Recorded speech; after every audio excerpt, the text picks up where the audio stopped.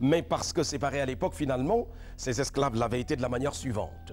À droite et à gauche, les cellules par conséquent qui se font vis-à-vis avaient été les cellules des hommes. Alors avec votre permission, nous ferons le tour des cellules et nous commencerons par celle d'en face. Il n'y a que dans cette petite cellule qui mesure 2,60 m sur 2,60 m. À l'époque, il y avait en permanence 15 à 20 hommes.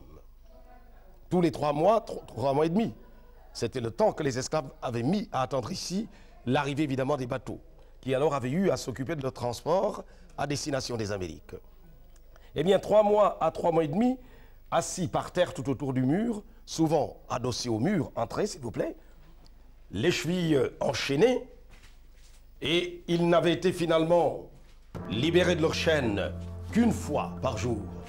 C'était pour leur permettre de manger ou d'aller à l'extérieur, satisfaire leurs besoins. Car dans les cellules, les hommes, comme vous pouvez le constater, il n'y avait pas de toilettes.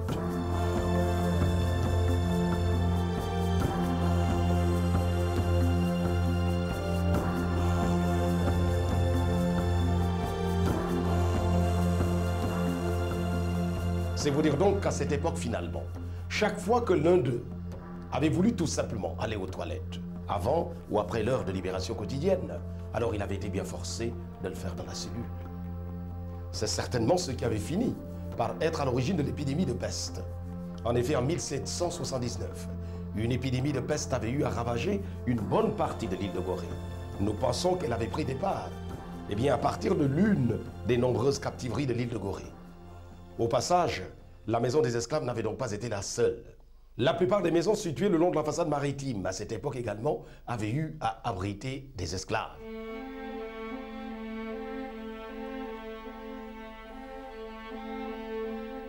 سيبقى هذا التاريخ شاهداً على معاناة أجيال من الأفارقة، غرباء اجتاحوا شواطئنا، استنزفوا خيراتنا، واستعبدوا أجدادنا.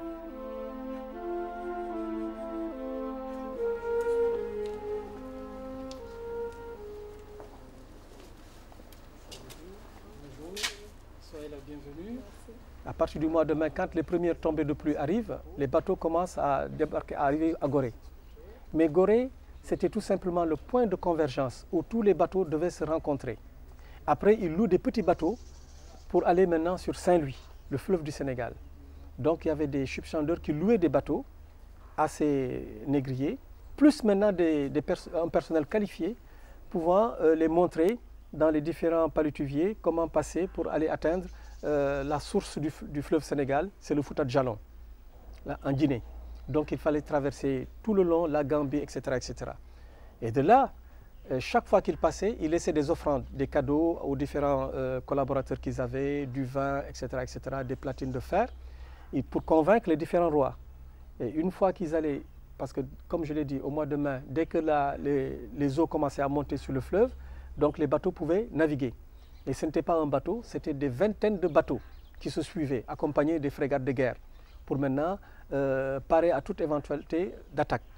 Une fois qu'ils arrivent, avant d'arriver déjà, ils ont parcouru des villages, des chemins, et là ils informent.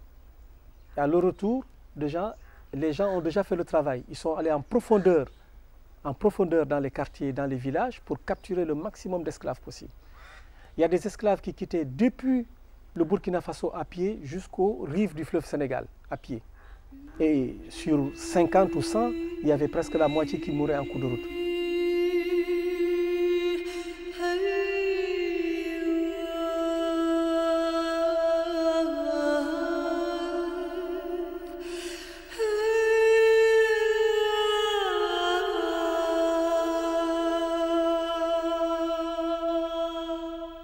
Les enfants, dont l'âge à cette époque s'était situé entre 7 jusqu'à environ 17 ans, ils avaient naturellement été répartis entre cette petite cellule que nous allons voir et un couloir qui conduit jusqu'au fond. Alors évidemment, les enfants avaient couché à même le sol, torse nu, serrés comme des sardines dans une boîte. C'est sans doute le taux de mortalité le plus élevé de la maison.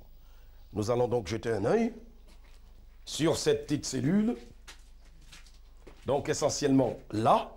Et puis il y a ce couloir dont je parlais tantôt qui conduit jusqu'au fond.